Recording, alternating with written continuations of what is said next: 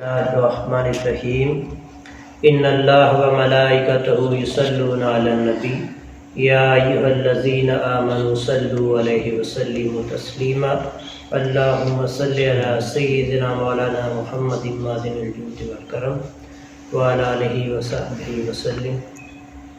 حمد و ثنا، تعریف و توصیف اللہ جل مجدہ کریم کی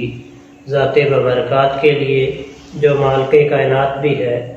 اور مالک شجاعت بھی۔ درود پاک حضور نبی اکرم صلی اللہ علیہ وآلہ وسلم کی بارگاہ ناز میں تحفتاً ہدیتاً نذرانتاً پیش کرنے کے بعد عالی مرتبت سامعین کرام السلام علیکم ورحمۃ اللہ وبرکاتہ۔ متقین کی جو 5 صفتیں ہیں وہ یہ ہیں کہ سب سے پہلے